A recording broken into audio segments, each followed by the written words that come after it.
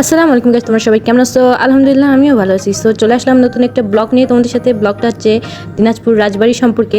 তো যাই হোক, আমার ক্ষুদ্র জ্ঞান দিয়ে তোমাদের সাথে কিছু তথ্য শেয়ার করি এবং তোমরা পুরো ব্লগটি মনোযোগ সহকারে দেখিও। প্রাচীনকালে দিনাজপুর ছিল পুন্ড্র বর্ধনের উত্তর পশ্চিম অঞ্চলে, আর পুন্ড্র বর্ধন হচ্ছে একটি জনপদ। যাই হোক, রাজা রামনাথ ছিল 1730 সাল থেকে প্রায় 1754 সাল পর্যন্ত সেখানকার রাজা। রাজা রামনাথ রায় সিংহাসনে বসেন অনুমানিক 1730 সালে। ভিডিওতে তোমরা যেই আধুনিক দিনাজপুরের রাজবাড়ি দেখতেছো, সেটার হচ্ছে নির্মাতা রাজা গিরিজানাথ রায়। তো যাই হোক, এই রাজবাড়িটি হচ্ছে ব্রিটিশ স্টাইল ও দেশীয় স্থাপত্যের মিশ্রণে তৈরি। খুব সুন্দর, অপূর্ব সুন্দর একটি রাজবাড়ি। রাজা গিরিজানাথ রায়ের পর যখন রাজা রামনাথ রায় এই সিংহাসনে আরোহণ করেন, তখন তিনি রামসাগরের নির্মাতা ও প্রজা দরদি রাজা হিসেবে খ্যাতি লাভ করেছিলেন। রাজবাড়িটি ঘুরে দেখতে দেখতে দুই একজন বয়স্ক মানুষদের সাথে আমাদের কথা হয়, আর তাদের কাছ থেকে জানতে পারি যে দিনাজপুর রাজবাড়িটা একসময় ছিল 16টি কক্ষ ভেদে, আর প্রাসাদটি ছিল মার্বেল পাথর ও সুন্দর নকশায় নির্মিত।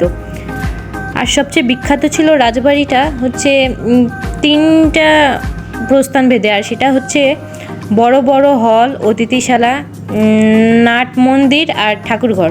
যাই হোক, আমাদের তো রাজবাড়িটা ঘুরে দেখতে অনেক ভালো লাগছে।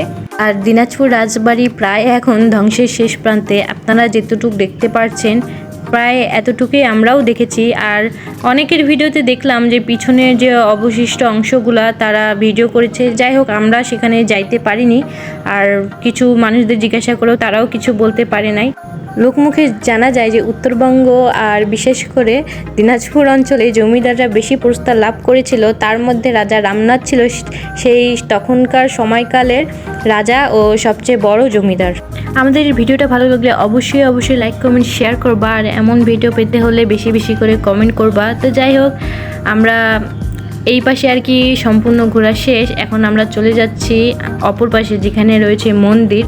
আমি আর আমার হাজব্যান্ড মিলে অপর প্রান্তে চলে গেলাম সেই মন্দিরটা দেখার জন্য। আর সেখানেই আমি নিজ জ্ঞানে বুঝতে পারলাম যে রাজা রামনাথ ছিলেন বিষ্ণুর অষ্টম অবতার শ্রীকৃষ্ণের পূজারী। আর শ্রীকৃষ্ণ হচ্ছে হিন্দুদের একজন দেবতা, বিষ্ণুর অবতার যেটা। তিনি আসলে হচ্ছে কংসবধ আর কুরুক্ষেত্র যুদ্ধ আর গীতা উপদেশ নিয়ে। আমি আর আমার হাজব্যান্ড এই তো পুরাতন দেওয়ালগুলো একটু দেখতেছিলাম যে কত নিখুঁতভাবে সেই সময়কালে রাজা তৈরি করেছিল, আর তখনকার শ্রমিকরা কত নিখুঁতভাবে এই কাজগুলো উপস্থাপন করেছিল। ব্রিটিশ আমলের কাজগুলো আসলে অনেক সুন্দর। যাই হোক, আমরা চলে আসলাম সেই শ্রীকৃষ্ণের মন্দিরে। তো এইখানে শুধু শ্রীকৃষ্ণের পূজা হয়। সেখানে আর কি একটা সাইনবোর্ড ছিল, সেখানে লেখা ছিল। আর ভিতরের মন্দিরটা আসলে দেখার মতো। মন্দিরে প্রবেশ করার জন্য আপনাদের অবশ্যই সেখানে খালি পায়ে ঢুকতে হবে, জুতা পায়ে প্রবেশ নিষেধ। আর এইখানে প্রায় অনেক দূর দূর থেকে হিন্দুরা শ্রীকৃষ্ণের পূজার জন্য আর শ্রীকৃষ্ণের ভক্তির কারণে তারা এখানে প্রায় পূজা দিতে আসেন। হিন্দু সম্পর্কে তেমন ধারণা নেই, তবুও যেটুকু ক্ষুদ্র জ্ঞান দিয়ে আপনাদেরকে অবশ্যই উপস্থাপন করব আমি সুন্দর করে।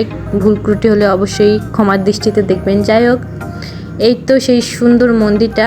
তো সেই সময় হয়তো খোলা ছিল না, হয়তো যখন পূজা হয় আর কি, পূজারীরা হয়তো সেই সময় মন্দিরের দুয়ার খোলার একটা নির্দিষ্ট সময় আছে। আর সবচেয়ে সুন্দর হচ্ছে যে এই মন্দিরে অনেক মানে পায়রাগুলো ছিল, প্রায় অনেক সুন্দর দেখতে। আমরা দুজন যেদিন গিয়েছিলাম সেদিন ছিল মেঘলা দিন, আর মেঘলা দিনে পুরাতন নিদর্শন দেখতে আমার অনেক ভালো লাগে।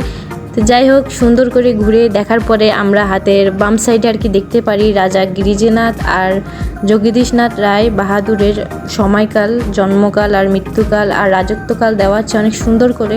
তো সেখান থেকে একটু ক্ষুদ্র জ্ঞান অর্জন করেছিলাম। যাই হোক, তারপর আমরা মন্দিরটা আপনাদেরকে চারপাশে ঘুরিয়ে দেখাচ্ছি যে কত সুন্দর কাজ তখনকার সময়কালে। আমাদের রাজবাড়িটা আসলে অনেক ভালো লেগেছে, আর বিশেষ করে এই মন্দিরের যে ডিজাইন আর কি সুন্দর করে তৈরি করছে, সেটা সবচেয়ে বেশি চোখে লেগেছে, আমাদের অনেক ভালো লেগেছে। আর এগুলা যে কক্ষগুলো কিসে সেটা আপনাদেরকে বলতে পারছি না আমি, আর অনেক জায়গায় দেখার পরও আমি আপনাদেরকে সঠিকটা জানাইতে পারলাম না। আর এটা হচ্ছে মন্দির, আর এখানে স্পষ্ট করে লেখা আছে যে মন্দিরে সিঁড়িতে ওঠা যাবে না, এটা হচ্ছে ওদের ধার্মিক নিয়ম। যাই হোক, সবারই ধার্মিক নিয়ম থাকে, মন্দির, মসজিদ, গির্জা সবখানেই। আর মন্দিরের বাম পাশেই রয়েছে মন্দিরে যে ওদের ভগবানকে আর কি প্রসাদ উৎসর্গ করে সেই প্রসাদের রান্নাঘর। তো হয়তো সেটা আলাদাভাবে রান্না করা হয়, এই জন্য আলাদাভাবে তখন রাজার আমলে সেইখানে প্রসাদ ঘর ছিল। এই যে এই পাশে যেটা আপনাদেরকে দেখাচ্ছি এটা হচ্ছে প্রসাদ ঘর আর কি। যাই হোক, মন্দিরটা ঘুরতে ঘুরতে আশ্চর্যজনকভাবে আমার চোখ পড়লো এই সুন্দর নিদর্শনে। আর এটা হচ্ছে বাঘের মুখের মতো দেখতে তৈরি করা হয়েছে। যাই হোক, আমি যেটা মনে করলাম নিজের ক্ষুদ্র জ্ঞান দিয়ে যে এটা হচ্ছে হয়তো মন্দিরের পরিষ্কারের পর যে পানিগুলো বের হবে আর কি, হয়তো সেখানকারই নলকূপের মতো আর কি। যাই হোক, আমি এটা সঠিক জানতে পারিনি, এটা হচ্ছে আমি চিন্তা ভাবনা করে তোমাদের সাথে শেয়ার করলাম। তো প্রায় মন্দিরটা আমাদের ঘোরা শেষ, আমরা এখন বাইরে বের হব আর কি। তো তোমাদের সাথে শেষ মুহূর্তে আরেকটা জিনিস শেয়ার করি, সেটা হচ্ছে রাজার রামনাথের একটি অবদান আর কি। একটি না, তার অনেকই অবদান রয়েছে, তার মধ্যে একটি অংশ শেয়ার করি, সেটা হচ্ছে রামসাগর। আর রামনাথ রায়ের সবচেয়ে উল্লেখযোগ্য কাজ ছিল এই কৃত্রিম জলাশয়ে রামসাগর খনন। এটি দিনাজপুর শহরের কাছেই অবস্থিত এবং বাংলাদেশের অন্যতম বড় কৃত্রিম দিঘি হিসেবে পরিচিত। বলা হয় 1 লাখ শ্রমিক দিয়ে এই দিঘি খনন করা হয়েছিল। যাই হোক, আমরা কিন্তু এই দিঘিটা দেখে আসছি, এটারও একটি ব্লগ বানিয়েছি, অবশ্যই শেয়ার করব। আসলে তখনকার সময়কালে রাজা রামনাথ জনসাধারণের পানির অভাব মেটানোর জন্যই রামসাগর তৈরি করেন। আর এতে প্রমাণ হয় তিনি জনদরদি ও জনসেবায় বিশ্বাসী ছিলেন। আর এই রামসাগরের প্রায় দৈর্ঘ্য 1031 মিটার আর প্রস্থ হচ্ছে 364 মিটার। খনন হয় 1750 সালের দিকে 1 লাখ শ্রমিকের মাধ্যমে। এখনও এটি একটি জনপ্রিয় পর্যটক কেন্দ্র হিসেবে বিখ্যাত লাভ পায় দিনাজপুর শহরে। যাই হোক, আমাদের সেই জায়গাটাও ঘোরা শেষ, অনেক সুন্দর লাগছে আর কি। আর আমাদের ভিডিও প্রায় শেষের দিকে, ওই যে আমি এক কোণে দাঁড়িয়ে আছি আর আমার হাজব্যান্ড ভিডিও করছে, আমরা এখন চলে যাব। আর সর্বশেষ বলাই যায়, রাজা রামনাথের সময়কালে দিনাজপুর অঞ্চল ইতিহাসের একটি সোনালী যুগ হিসেবে বিখ্যাত ছিল। তিনি ছিল দানশীল আর জনদরদি শাসক। আর সেই সময়কালে তাকে সব প্রজারাই অনেক পছন্দ করতো। তো যাই হোক, ভিডিওটা ভালো লাগলে অবশ্যই লাইক কমেন্ট শেয়ার করবা, আর এরকম ভিডিও পাওয়ার জন্য বেশি বেশি করে কমেন্ট করবা। আল্লাহ হাফেজ, ভালো থাকো সবাই।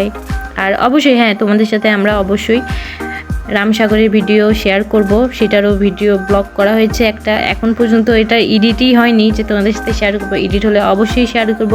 আর বেশি বেশি করে কমেন্ট করবা।